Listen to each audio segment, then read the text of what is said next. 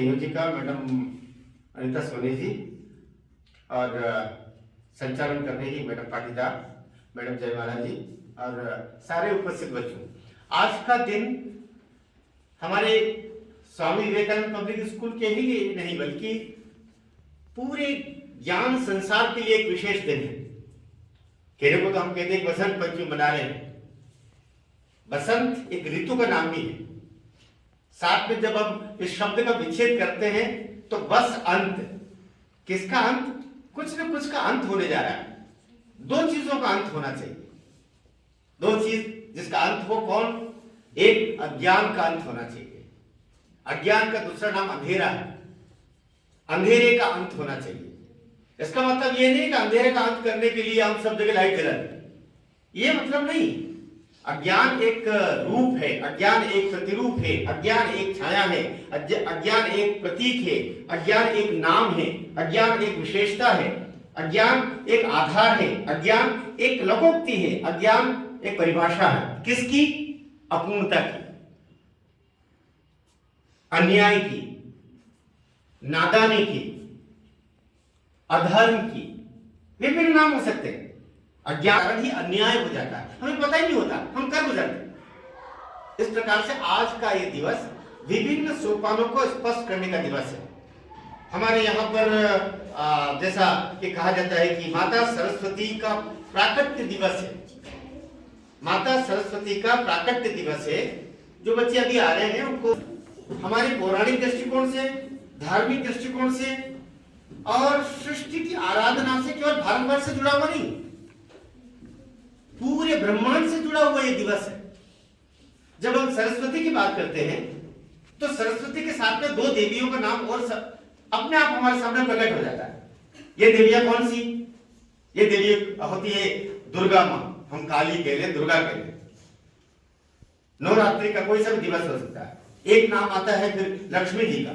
लक्ष्मी, दुर्गा और सरस्वती, ये तीन देवियां। लेकिन बच्चों ध्यान रखने वाली बात है, हमारे ऋषि मुनियों ने ये जो तीन देवियों का उल्लेख किया है। हम जब दुर्गा कहते हैं कि वो सिंह की सवारी करती है, हाथ में खड़ग रहती है, वो दुष्टों का संहार करती है, एक हाथ में उसके एक राक्षस की गर्दन है जिससे लहू झर रहा है, ये सब प्रकटीकरण अपने स्थान पर। लेकिन बड़े रूप में क्या है? बड़े रूप में सरस्वती ज्ञान की प्रतीक है। बड़े रूप में काली या दुर्गा शक्ति की प्रतीक है। बड़े रूप में लक्ष्मी समृद्धता की प्रतीक है, समृद्धि की प्रतीक है, सुविधा की प्रतीक है, धन की प्रतीक है। अर्थात जितनी भी सुविधाएं हैं संसार की, आमोद प्रमोद, जिससे अपने को खूब आनंद प्राप्त होता है, ऐश्वर्य प्राप्त होता है, आनंद ही आनंद, शरीर का आनंद, मन के आनंद की बात नहीं कर रहा, शरीर का आनंद। कुर्सी प्राप्त हो गई, खूब बैंक बैलेंस हो गया, खूब प्लॉट ये वो सब खेती बाड़ी हो गई, बहुत सारे भवन बन गए, गाड़ी घोड़े हो गए, ये सब आपके लक्ष्मी के प्रतिरूप है, लक्ष्मी के प्रतिरूप है, लक्ष्मी के प्रतीक है। लेकिन ये लक्ष्मी नहीं, लक्ष्मी फिर एक भावना है। लक्ष्मी फिर एक भावना है जो धन संग्रह का आग्रह करती है। वह भावना, वह प्रवृत्ति, वह रुचि, वह आदत जो धन को इकट्ठा करने की तरफ प्रवृत्त करती है, उस प्रवृत्ति का नाम लक्ष्मी है। इसी प्रकार से जो प्रवृत्ति हमें पुस्तकें पढ़ने की प्रेरणा देती है, जो हमको ज्ञान प्राप्ति की तरफ धकेलती है, जो प्रवृत्ति कहती है कि खूब पढ़ो, संसार में कितना अभी ज्ञान शेष है जिसको हमें प्राप्त करना है। ये जो हजारों पुस्तकें लेकर के, लाखों पुस्तकें लेकर के और नित्य नई हजारों पुस्तकें रोज छप रही है, मुझे इनको पढ़ना है, मुझे ज्ञान प्राप्त करना है। ये ज्ञान प्राप्ति की लालसा जिस प्रवृत्ति से पैदा होती है, उस प्रवृत्ति का नाम ही सरस्वती है। एक और प्रवृत्ति, आपने पहलवानों को देखा होगा, पहलवान ऐसे मरकटे होते हैं क्या? पहलवान कैसे होते हैं? है ना, बिल्कुल मुस्तंडे। क्या हाथ उनके रखते हैं तो राम राम जाने, हाथ देखो कि पांव देखो, अपने तो उनके तो हाथ अपने दो पांव मिला ले, इतना बड़ा तो उनका हाथ होता है। आपने उसका खली को देखा? कितने बच्चों ने खली को देखा? कितने बच्चों ने खली को देखा? कितने बच्चों ने बजरंग बली को देखा? अच्छा बजरंग बली, देखो बजरंग बली बड़े कि खली बड़े? बजरंग बली बड़े, क्योंकि बजरंग बली के दम पर खली खड़ा होता है। वो जब उसमें बन जाता है, उस अपने मैदान में लड़ने के लिए, तो वही बजरंग बली के स्मरण करता है। बजरंग बली ब्रह्मचर्य की प्रेरणा देने वाले देवता हमारे, जो हमें अपनी शक्ति, जो शरीर की दैहिक शक्ति है उसको बचा करके और उस पौरुष को बचा करके और बुराइयों का नाश करने के लिए उस शक्ति का प्रयोग करना। तो एक और हमारी देवी है, दो का उल्लेख किया, एक सरस्वती जी का उल्लेख किया, एक जय काली खप्पर वाली बोलते हैं ना, जय काली, उसी का नाम है दुर्गा, उसी के नवरात्रि के 9 नाम हो सकते हैं। तो यह जो काली है, यह जो दुर्गा है, आपने डाकुओं की पिक्चर देखी होगी, कितने बच्चों ने देखी डाकू की पिक्चर देखी? डाकू किसकी? वो ओम जय जगदीश ऐसा ऐसा करते हैं क्या? वो क्या करते हैं?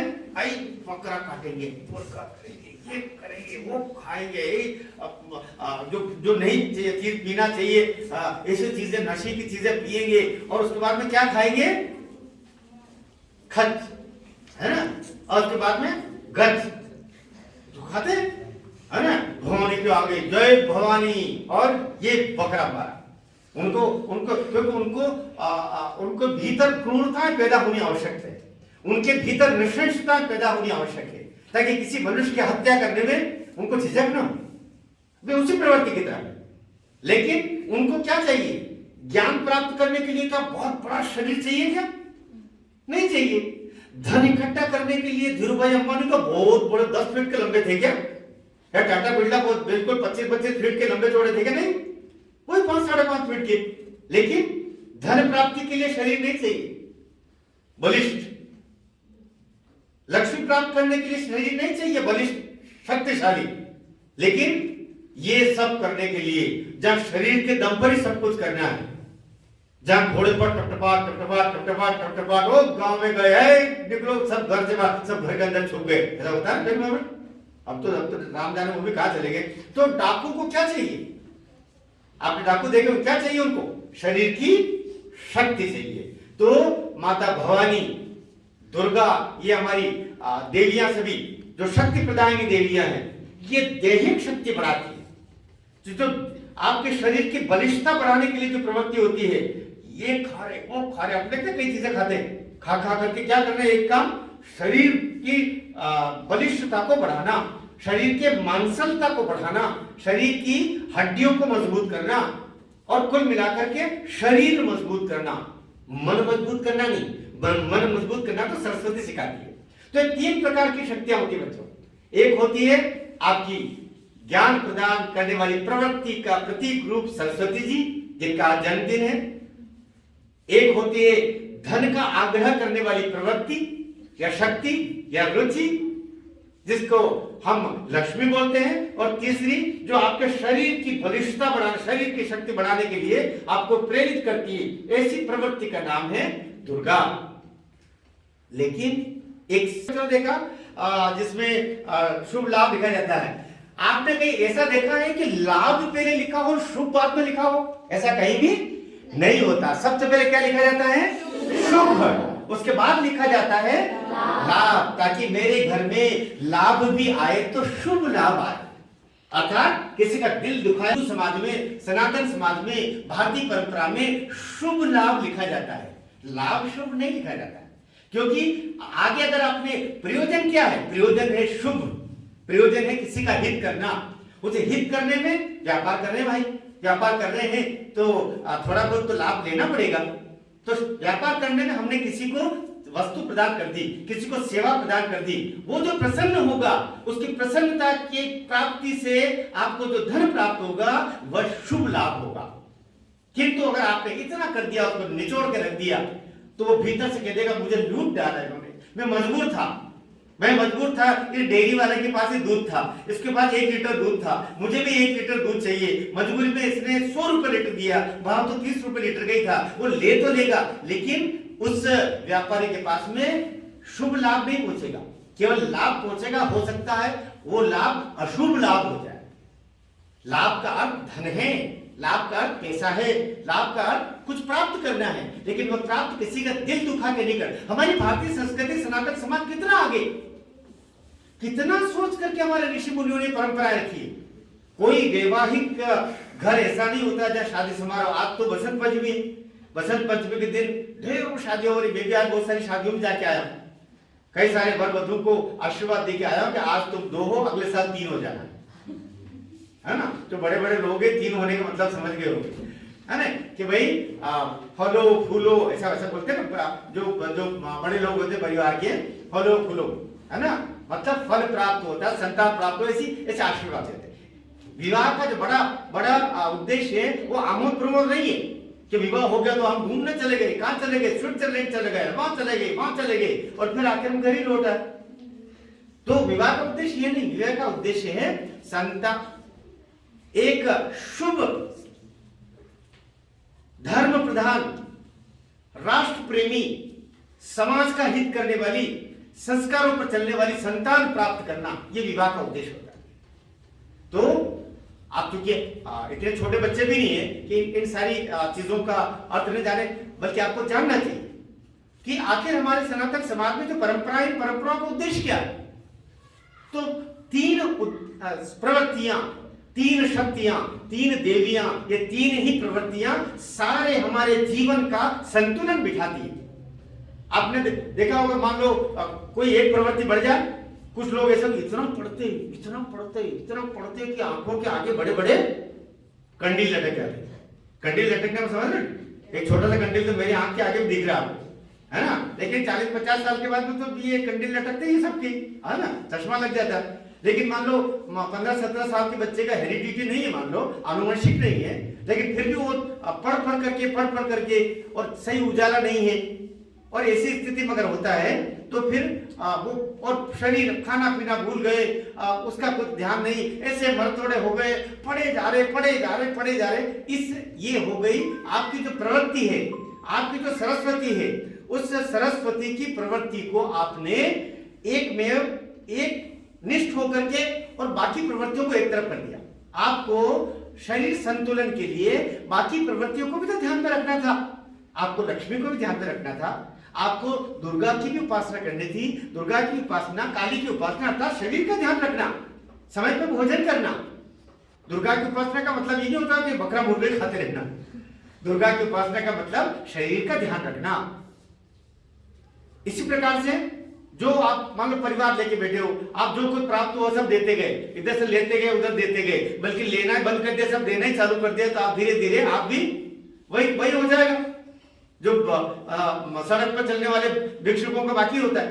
तो आपको संतुलन तो बिठाना पड़ेगा। धन संग्रह की आदत भी तो थोड़ी हो ना। हमारे इसमें कहा जाता है कि 16 आने आप अगर परिवार में कमा के लेके आ रहे हो तो 1 आना समाज पे खर्च करो, 4 आने बचा करके रखो, ये 6 आने आपके इस प्रकार से हो गए, बचे हुए 10 आने में अपने परिवार का भरण पोषण करो। तो हमारे ऋषि मुनियों ने सारी परंपराएं बताई। तो आज का दिन हमारे लिए अति महत्वपूर्ण इसलिए है कि ज्ञान की समग्र शक्तियों को चेतना संपन्न करने का दिन है। सरस्वती जी पौराणिक रूप से, पौराणिक आख्यान मतलब कथा, वह ब्रह्मा जी की पुत्री, ब्रह्मा जी की बनाई। किसने बनाई सृष्टि? ब्रह्मा जी ने सृजना की, संपूर्ण सृष्टि की। ऐसा हमारा वेद बोलता है, ऐसा हमारा आख्यान बोलता है, ऐसे हमारे पुराण बोलते हैं, ऐसी हमारी परंपराएं बोलती है, ऐसे हमारे पूर्वजों से चली हुई कथाएं बोलती है। तो सृष्टि का जो निर्माण किया है वो कौन से देवता ने किया है? दूसरे देवता है विष्णु। विष्णु को बोलते हैं पालनहार। कौन से देवता बोलते हैं? पालनहार। वो सबकी सृष्टि की पालना करते हैं, सबको समय पर भोजन प्राप्त हो, सबको चिकित्सा प्राप्त हो, सब स्वस्थ रहे, सब खुश रहे, क्योंकि हम विष्णु की संतान। विष्णु हमारे कल्याण के देवता है।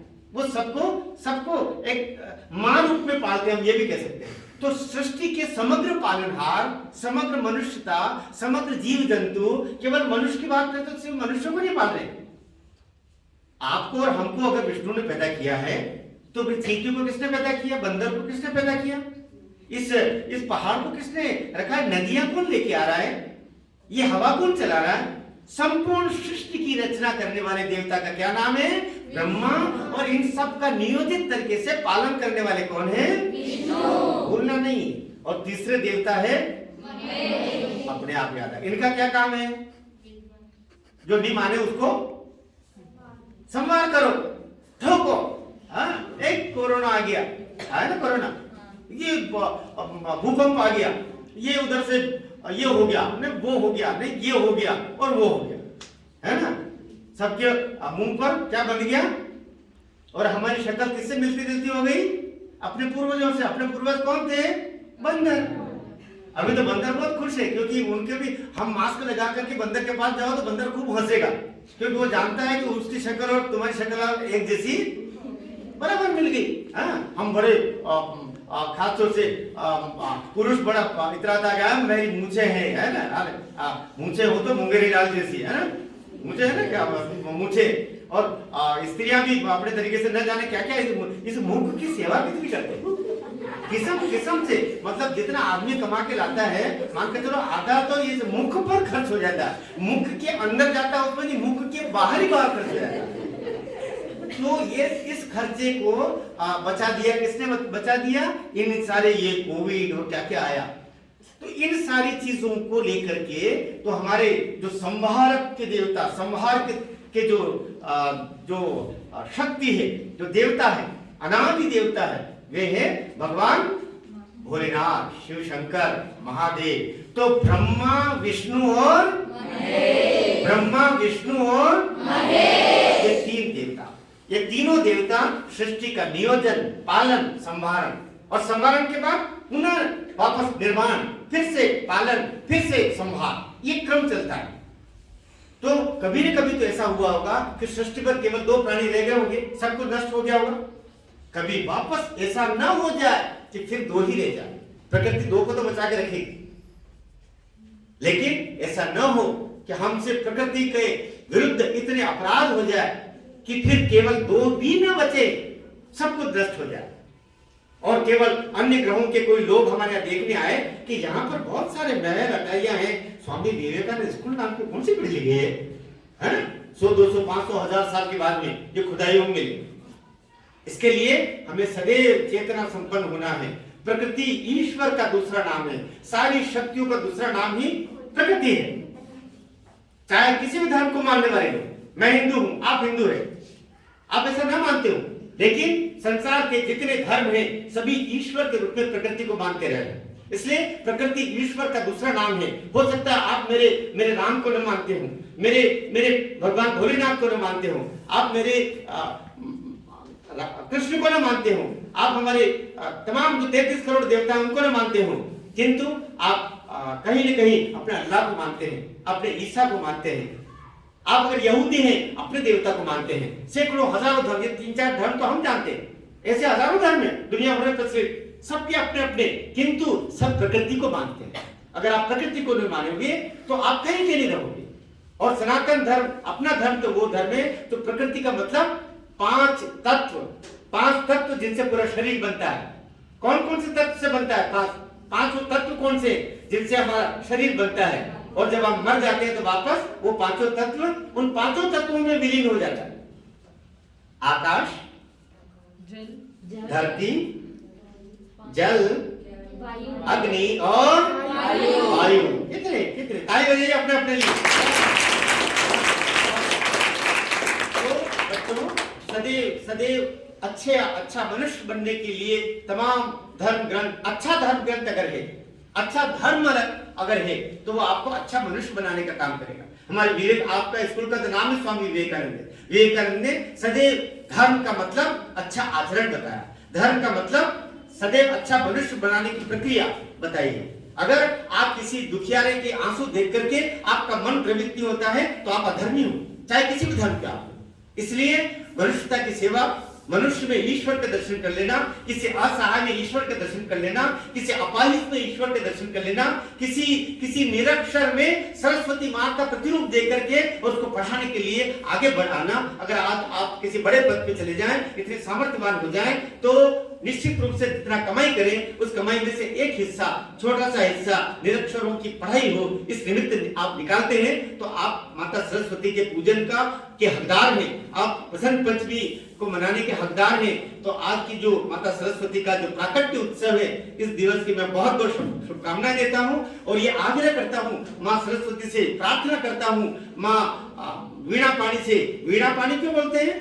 वीणा का वादन करती है, वो वीणा का वादन करने वाली। लेकिन वीणा पता चला खाली वीणा का वादन, एक तस्वीर लगा के बैठे ना, ये वीणा वादनी और वो कमल पर विराजित है और हंस की, और ये हमारे प्रतिरूप ऋषि मुनियों ने दिए हैं। बड़ा काम तो हमें